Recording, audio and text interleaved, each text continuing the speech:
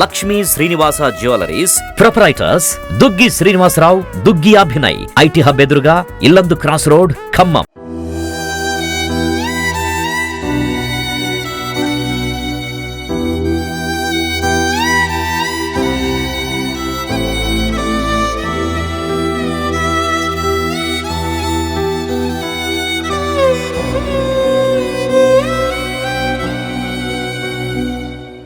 మనం మామిళ్ళగూడెం దగ్గర ఉన్నాము ప్రజెంట్. ఇప్పుడు మామిళ్ళగూడెం బ్రిడ్జి వద్ద ఏదైతే ఇక్కడ నివాసం ఉంటున్నటువంటి సామాన్యులు ఉన్నారు, డేరాలు వేసుకొని చిన్న చిన్న పనులు చేసుకుంటూ వాళ్ళ జీవనం గడుపుకునేటువంటి సామాన్యులు అయితే ఉన్నారు. అయితే నిన్న 2 రోజులుగా కురిసిన వర్షాలతోటి వీళ్ళు పూర్తిగా వీళ్ళ జీవన విధానం అనేది పూర్తిగా స్తంభించిపోయింది. అయితే మనం ఇక్కడ చూడొచ్చు, మొత్తం వీళ్ళు డేరాలు వేసుకొని ఉంటున్నారు. అయితే నిన్న కురిసిన వర్షాలకి వీళ్ళు ఉండలేని పరిస్థితుల్లో పోయి మార్కెట్లో తలదాచుకున్న పరిస్థితి అయితే కనిపిస్తోంది.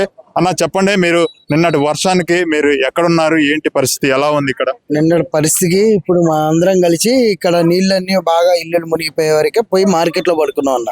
ఎటు సామాన్లు అటు వదిలేసాం, మనుషుల వరకు వెళ్ళి మేము మార్కెట్లో తలదూర్చాం. ఇప్పుడు మీరున్న ఇంట్లో అంటే మీరు ప్రజెంట్ ఉండే ఇంట్లో సామాన్లు అన్ని పూర్తి స్థాయిలో పోయినాయా, అసలు ఏంటి? పూర్తి స్థాయి అంటే కొన్ని వరకు చాలా వరకు కొట్టకపోయినాయి, కొన్ని ఉన్నాయన్నీ మేము కొంచెం కడిగి ఆడ పెట్టుకున్నాం అంతే, మిగతా అన్ని కొట్టకపోయి. చెప్పండి అమ్మా, మరి 2 రోజుల నుంచి అక్కడ ఉంటున్నారు కదా, మీరు తినడానికి తాగడానికి మీరు ఎటువంటి సదుపాయాలు? ఎవరన్నా తీసుకొచ్చి పెడుతున్నారండి మాకంత పులిహారమో లేకపోతే ఉప్మా. మిమ్మల్ని పరామర్శించడానికి ఎవరైనా నాయకులుగా వచ్చారా లేదంటే? ఎవరు రాలేదు సార్ ఇంతవరకు. ఇప్పుడు మీరే వచ్చారు, ఎవరు రాలేదు.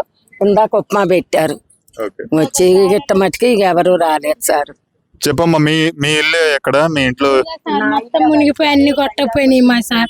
మాకు కట్టుకునే బట్టలతోటే మేము నిలబడ్డాం సార్. బియ్యాలు గియ్యాలు మొత్తం పోయినాయి మా పిల్లలు. మేము ఒక రాత్రి షోరూమ్ కాడ పండుకున్నాం, ఈ షోరూమ్ ముందు, అది ముందు దుకాణాల ముందు పండుకున్నాం సార్. కొంతమంది మార్కెట్లో పెట్టుకున్నాం. పొద్దున ఒకసారి వచ్చి ఉప్మా పెట్టి వెళ్ళాడు అంతే. మమ్మల్ని పట్టించుకున్న నాదుడే లేరు సార్. అన్ని మునిగిపోయి నీళ్లు లోతులు వచ్చినా మాకెళ్ళి చూసిన వాళ్ళు కూడా లేరు సార్.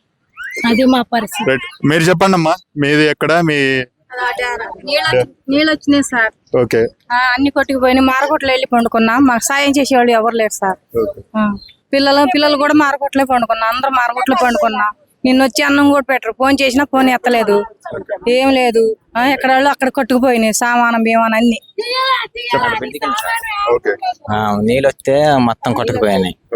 కట్ట మార్కెట్కి వెళ్ళి పండుకున్నాం. పిల్లలతో సహా అందరు మార్కెట్. మా అమ్మ, నేను, చిన్న పిల్లలు ఎవరైనా ఉన్నారా? ఉప్మా తెచ్చారు, అది బీజేపీ వాళ్ళట. ఓకే, ఇక్కడ బీజేపీకి సంబంధించిన కొంతమంది నాయకులు వీళ్ళకి టిఫిన్ అందించడం జరిగింది అంటున్నారు. అయితే ఎటువంటి లీడర్స్ కూడా వీళ్ళ దగ్గరికి, మిగతా అధికార పార్టీ నాయకులు కానీ ఇంకా ఎవరైనా సరే వీళ్ళ దగ్గరకు వచ్చి పట్టించుకున్న పాపాన పోలేదు.